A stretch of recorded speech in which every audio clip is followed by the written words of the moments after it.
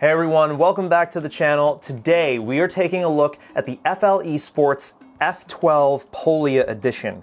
This is a 65% keyboard, comes in at around $110-ish on average, and we're not only going to be taking a look at this stock, but also performing some modifications to the keyboard that you could easily do yourself at home and testing it after to see what this keyboard's capable of doing. Now, as always, if you like these in-depth looks at some of the more bespoke aspects of peripherals and your desk setup in general, make sure you hit that like button if you like what you see on the way out, and make sure you're subscribed and notified so you don't miss any of our content when it goes live. Now, like I touched on just now, this is a 65% layout. For me, that kind of hits a perfect sweet spot for maintaining a compact footprint while not sacrificing on things like dedicated arrow keys, function keys, hell, even the tilde key. Some of you may actually use that on a regular basis out there. Now, before we get too further on with the keyboard, as far as what comes in the box is concerned, your cap and switch pullers are pretty basic here, nothing really awesome to write home about. If you plan on doing much more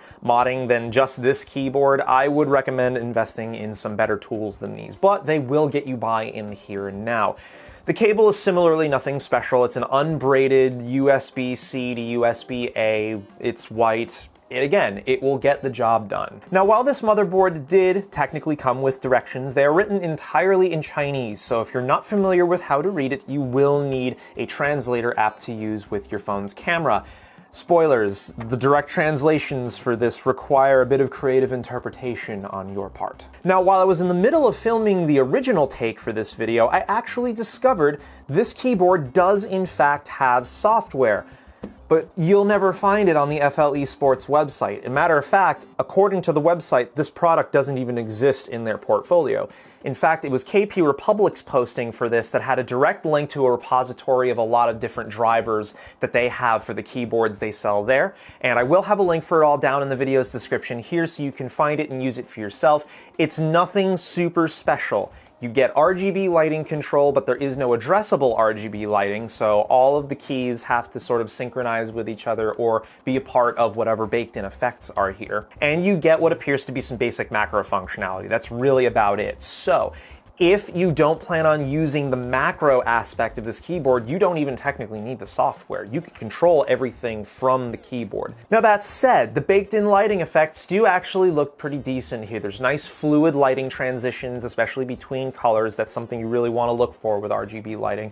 So there's nothing inherently offensive. Case material here is what I believe to be ABS plastic. It's not terrible, but it's also nothing to write home about. It does have some mild sculpting in the bottom of it that gives it the fixed typing position it ships with. Now, while there are no feet on the bottom of the case, you do get 4 amply sized rubber bump-ons here to keep it from sliding around on you, and they do work really well. You also get a dip switch on the bottom that allows you to switch between Bluetooth connectivity or wired connectivity. You can even turn the keyboard off entirely and prevent anything from being done with it unless you move it to one of the other 2 modes. Now, on the back, you do have a USB Type-C connector. There is no pass-through support on this, unfortunately, so this is all you get. It is slightly recessed into the chassis, which creates the appearance of having the USB-C cable sit more flush against the body. And all of the cables that I've used here have sat relatively fine in the connector, so I don't have any issues here. Now on to one of the main selling points with this keyboard, the cap set. They are cherry profile, first of all, which is something you don't really see a whole lot of in production keyboards in and around this price range.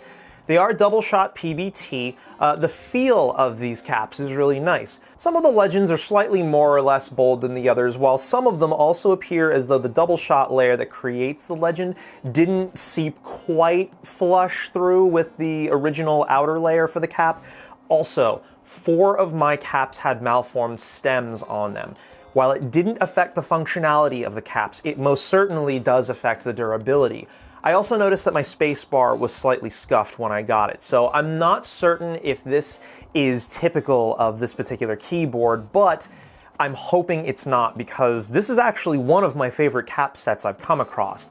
Now, If, like me, you're interested in using that cap set in a different build, down in the video's description, I believe I have a link to what is the standalone version of this that's considerably more expansive. Now, before we talk about the switches that are sitting underneath these caps, we're going to mention the hot swap sockets real quick. Yes, they are hot swap. They are 5-pin, so you don't need to modify any switch you would use here. They are unfortunately north-facing. However, while we are using a cherry profile cap here, the Kailh switches that sit underneath the caps do not appear to be causing any sort of collision issues with the caps or any binding. So, provided you're using the switches this comes with, you should be fine with whatever cherry profile cap set you would want to use here. It is also worth briefly mentioning the Bluetooth functionality here. You can connect to up to 3 different devices. Again, that functionality is baked into the keyboard, so you don't need any software to do that. And it comes with a 2000 milliamp hour battery stock. This was getting me about 2 to 3 days-ish worth of all-day usage out of it with just Bluetooth enabled. So I'm pretty happy with battery life in general. Now, the way this is integrated, you could technically upgrade the battery in this to something a bit larger later on down the line, and we may actually experiment with that in a future video. The switches this keyboard uses are actually in the name. We're using Kailh Polia switches here. Now, these are functionally Halo stem clone switches. I took a stem out of my Halo Trues and set it next to one of these Polia stems. Visually, apart from the color, I could not really tell the difference between one or the other, at least in terms of the shape of the tactile bump on the legs.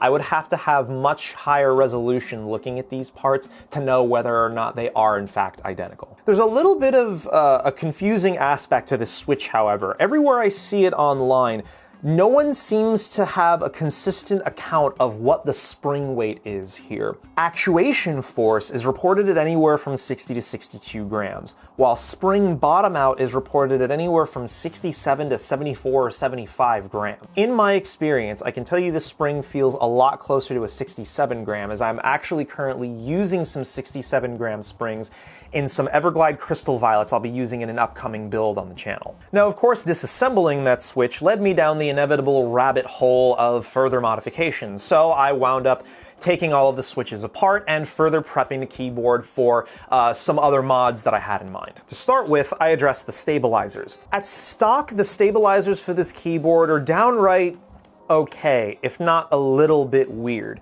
They sound mostly fine, apart from some ticking in the space bar. That's honestly very difficult to get right, it seems, for mass-produced keyboards. The bigger issue was the consistency of the lube. The wires had very uneven lube applied, both where they contacted the stem and where they contacted the outer housing for the stabilizer. Matter of fact, the spacebar stabilizer had lube on the entire thing. I'm not really sure why they did that.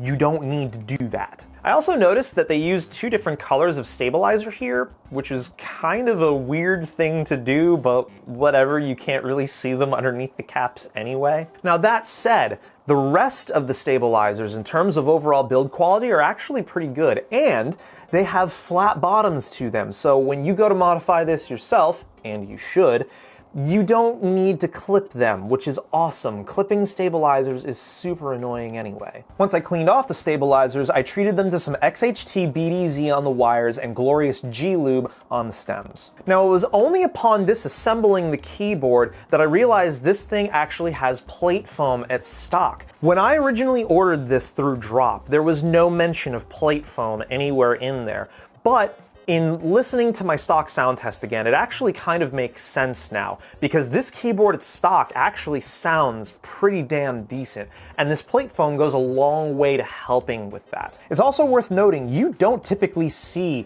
plate foam in a keyboard this inexpensive, so that's a really nice touch. As for the plate itself, it's a steel plate. This does mean 2 things. One, it means we're glad that foam was there because it cuts down on a lot of that reverb and resonance that you get with steel. 2, it's going to provide a stiffer typing experience, which is actually kind of desirable for a tactile switch like the Kailh Polia. Once we got the rest of the components out, I was able to use 2 different thicknesses of neoprene foam layered on top of one another inside the crevices of the case to provide sculpted case foam for the interior of this thing, to make sure that it was A, going to fill in all of the gaps underneath the PCB, and B, not be applying too damn much pressure to the backside of the PCB, because that can create further problems for you later on down the line. Now, of course, to button it all up, I went ahead and lubed up the switches with some Tribosis 3204 on the stems, but not on the legs. It kills too much of the tactility. The springs, I actually didn't need to touch because they all came lubed from the factory. The only other thing I did was applied a KBD Fans polycarbonate switch film. And last but certainly not least, I couldn't leave that cable as stock, so I went ahead and used this blue Aviator cable that I picked up from Kraken keyboards. There's no fancy coil in it or anything like that, but that did actually make this a much more affordable ad, which I feel kind of makes more sense with a keyboard in and around this low $100 price range.